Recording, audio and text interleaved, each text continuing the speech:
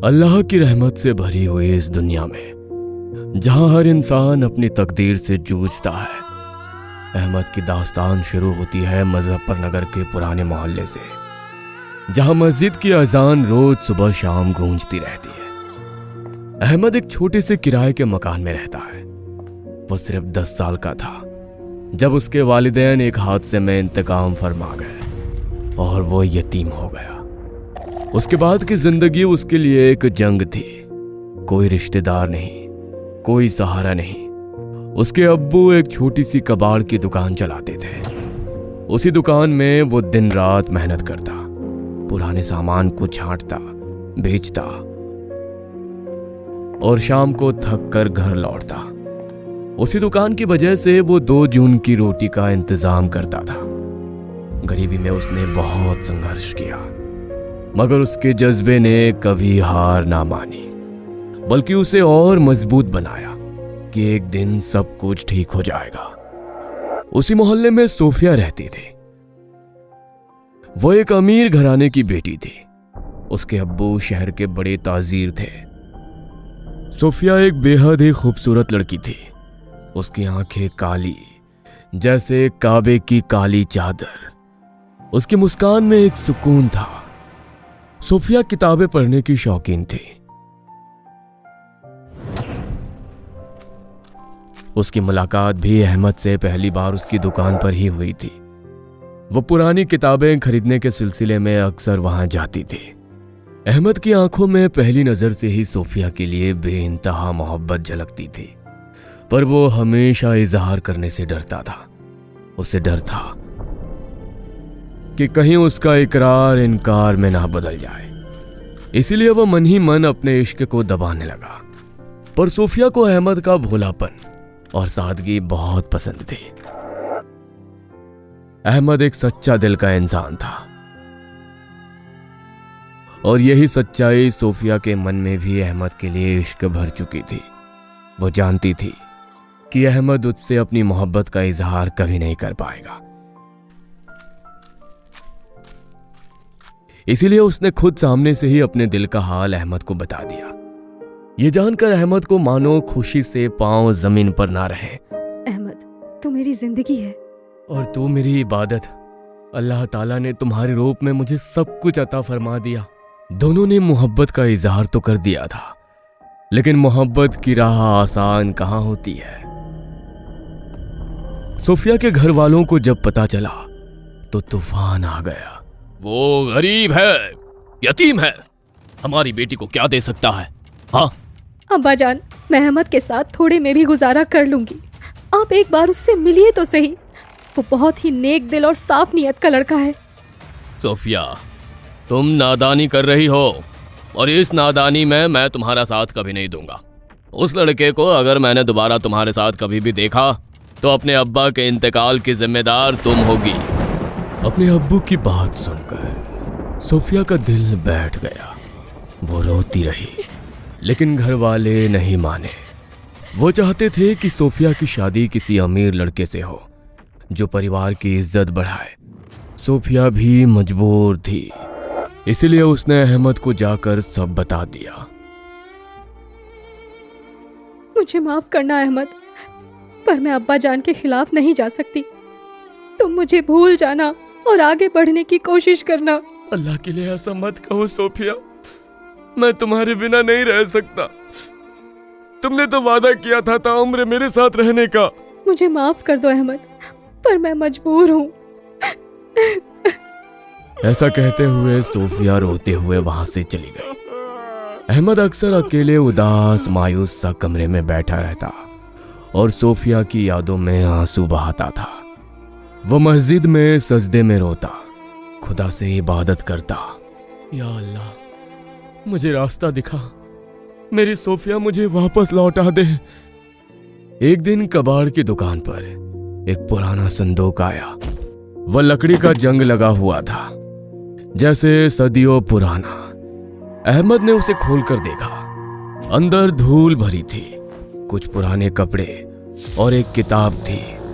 किताब की जिल्द चमड़े की थी।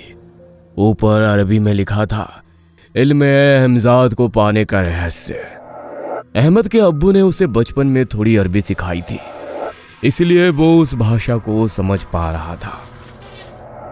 वो किताब को घर ले आया, रात को लालटेन की रोशनी में पढ़ने लगा। किताब फारसी और अरबी में थी। उसमें लिखा था कि हर इंसान के साथ जन्म से एक हमजाद जुड़ा होता है। यह एक जिन्न जैसी हस्ती जो उसकी परछाई की तरह साथ रहती है, लेकिन अगर कोई उसे काबू में कर ले तो वो उसका गुलाम बन जाता है। हमजाद दुनिया की हर नेमत आपके पैरों तले रख सकता है। क्या सच में इस किताब से मैं वो सब कुछ पा सकता हूँ जो मुझे चाहिए? पर अगर मुझसे एक भी गलती हुई तो मेरी जान भी जा सकती है। अहमद सोच में पड़ गया, पर तभी उसे सोफिया का चेहरा नजर आया। नहीं, सोफिया को पाने के लिए मुझे ये सब करना होगा। इसके बाद अहमद ने पूरी तैयारी कर ली। जो कुछ भी किताब में विस्तार से बताया गया था, वो बाजार गया और कुछ सामान इकट्ठा किए। उसने दुकान के आसपास के लोगों को भी बता दिया कि वो 5 दिनों के लिए काम से शहर जा रहा है, इसलिए अगर कोई उसके बारे में पूछे तो कहना कि वो 5 दिन के बाद ही लौटेगा। घर जाकर सबसे पहले उसने दरवाजे को अच्छी तरह से बंद कर लिया। घर में चारों ओर अंधेरा था, सिर्फ मोमबत्ती की एक लौ जल रही थी।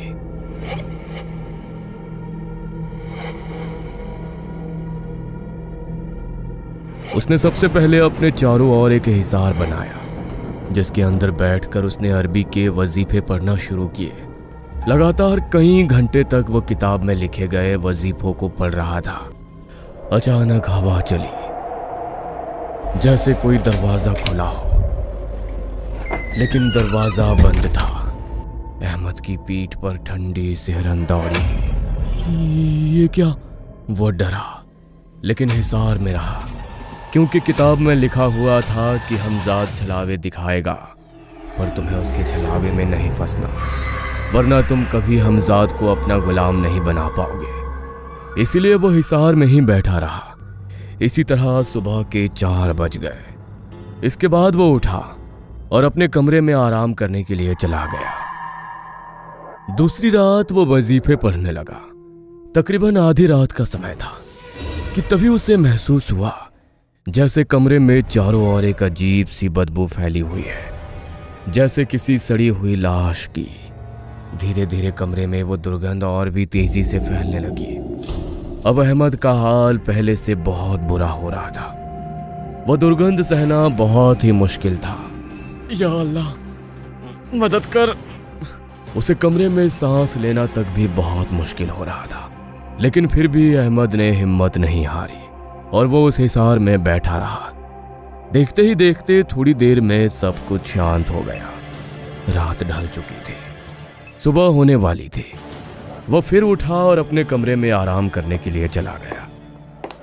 इसी तरह तीसरी रात भी वह हिसार के अंदर ही था और वजीफा पढ़ रहा था कि तभी कमरे में ठंड बढ़ने लगी। ठंड इतनी थी कि उसका शरीर कांप रहा था। उसके दांत सर्दी से कटकटाने लगे। ये ठंड इतनी तेज क्यों बढ़ रही है? कहीं आज ठंड से मेरी जान ही ना चली जाए।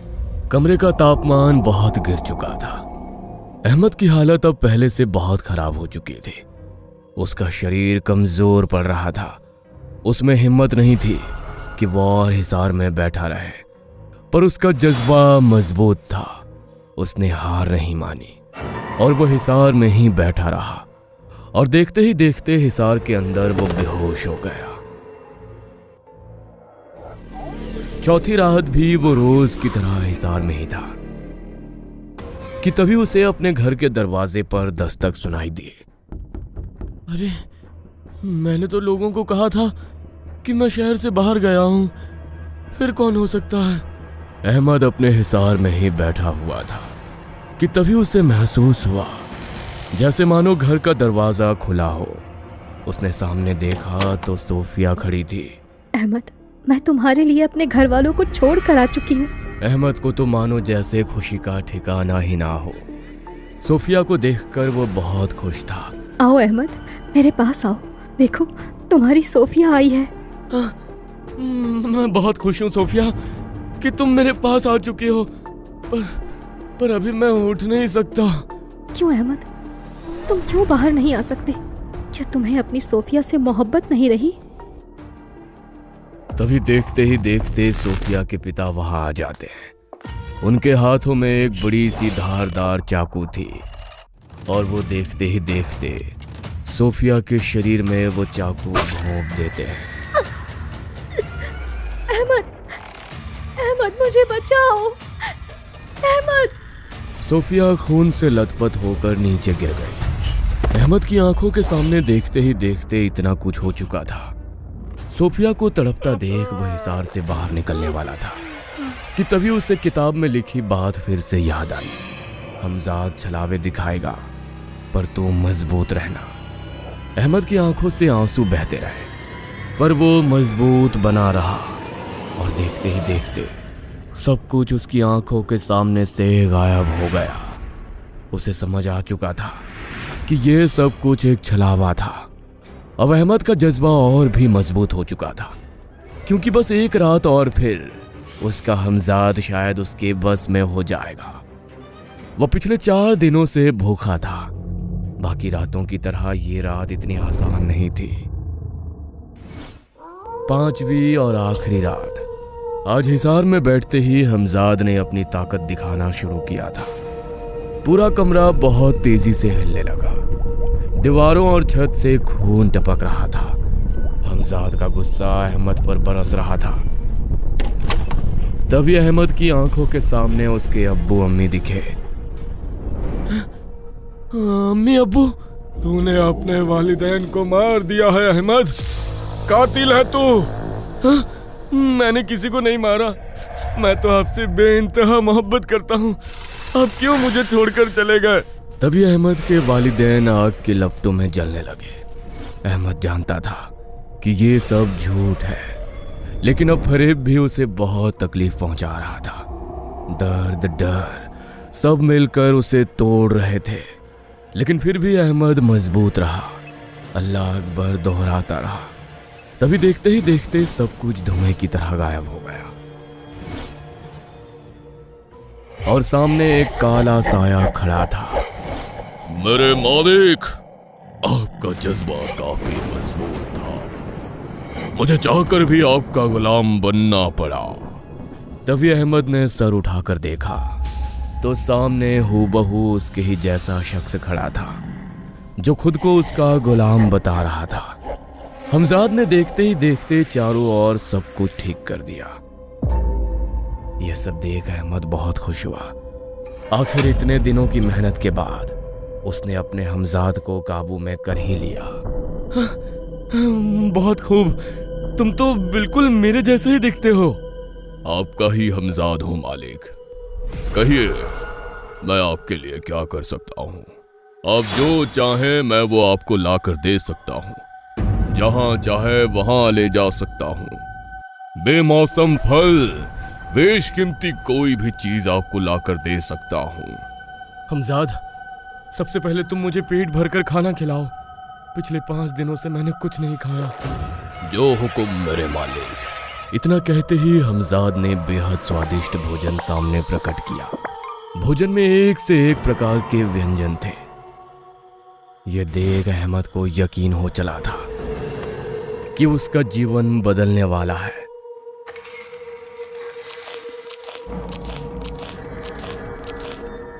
अहमद ने खाना खाकर आराम फरमाने के लिए मखमल का बिस्तर तैयार करने को कहा। चंद पलों में ही हमजाद ने एक बिस्तर तैयार कर दिया। बहुत खूब मेरे हमजाद, तुम सच में लाजवाब हो। अच्छा, अब मैं थक गया हूँ, थोड़ा आराम करना चाहता हूँ। जब तक मैं सो के उठूँ तब तक तुम्हें सोफिया के घर जाना है और उसके घर में जो कुछ भी हो रहा है उस पर नजर रखनी है। थोड़ी देर बाद जैसे ही अहमद अपनी नींद पूरी कर जागा तो उसने देखा सामने उसका हमजाद खड़ा था। नींद कैसी आई मेरे मालिक? नींद तो ठीक थी, पर तुम्हें मैंने कुछ काम सौंपा था, वो किया? सोफिया के वालिदैन ने उसका रिश्ता तय कर दिया है। जल्द ही उसका निकाह होने वाला है। उस फतेह अली की इतनी हिम्मत! कि वो मेरी सोफिया का रिश्ता कहीं और तय करे, उसे तो मैं बिल्कुल नहीं छोड़ूंगा। मेरे हमजाद, मुझे अमीर बनना है। घर, कपड़े, सोने की अशर्फियां, हीरे जेवरात सब मेरे कदमों में होने चाहिए। अहमद जो अब बिल्कुल बदल गया था।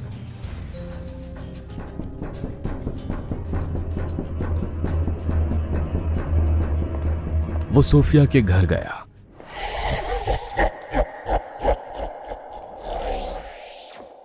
जहां पहले से ही सोफिया के निकाह की तैयारी चल रही थी। सोफिया के पिता अहमद को देखकर ही गुस्से से आग बबूला हो गए। ना मुराद, तेरी इतनी हिम्मत, तूने मेरे घर में कदम रखने की कोशिश की। सोफिया मेरी है, सिर्फ और सिर्फ मेरी। उसे कोई मुझसे दूर नहीं कर सकता। जो भी ऐसा करने की कोशिश करेगा, वो अपनी मौत को गले लगाने के लिए तैयार हो जाए। ऐसा कहते हुए अहमद सोफिया के करीब गया। सोफिया अहमद के बदले रवैये को देखकर चौंक गई। चलो सोफिया, हमें यहाँ से जाना है। सोफिया अहमद की ओर देखकर मुस्कुराई और जाने के लिए तैयार हो गई। पर तभी सोफिया के अब्बू गुस्से से अहमद के करीब आए। ना मुराद, तू मेरी बेटी को कहीं नहीं ले जा सकता। तभी अहमद ने गुस्से से देखा। लगता है तुम्हें अपनी जिंदगी प्यारी नहीं है। मेरे हमजाद, इस आदमी को खत्म कर दो। ऐसा कहते ही पल भर में हमजाद ने फतेह अली को हलाक कर दिया। अब्बा जान! ये देख सोफिया फूट फूट कर रोने लगी।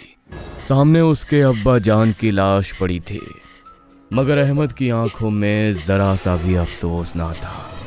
तुमने क्या कर डाला मेरे अब्बा जान के साथ अहमद? ये शख्स हमें कभी एक होने नहीं देता सोफिया। बस करो अहमद। ये कहकर तुम अपने गुनाह को छुपा नहीं सकते। मैं तो तुम्हारे साथ आने को तैयार थी, फिर भी तुमने मेरे अब्बा जान की जान ले ली। मैंने तुम्हें कितना नेक और सादा इंसान समझा था। वो नरमी, वो सच्चाई कहाँ गई? तू तो एक वहशी बन चुका है अहमद। मगर तू चाहे जितनी कोशिश कर ले, मैं तुझे कभी माफ नहीं करूंगी। कभी नहीं, कभी नहीं, कभी नहीं।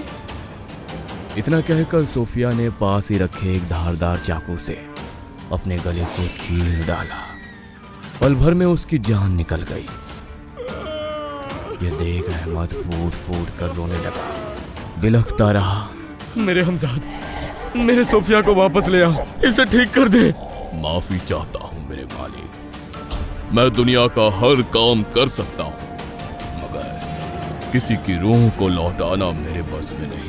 अरे कैसा हमजाद है तू? मेरी सोफिया को वापस नहीं ला सकता तो मैं तेरा क्या करूंगा? चला जा, मेरी नजरों से दूर हो जा।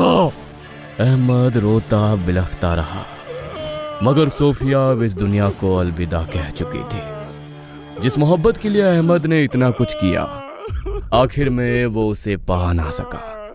अपने गुरूर और तकबूर की आग में उसने सब कुछ खो दिया।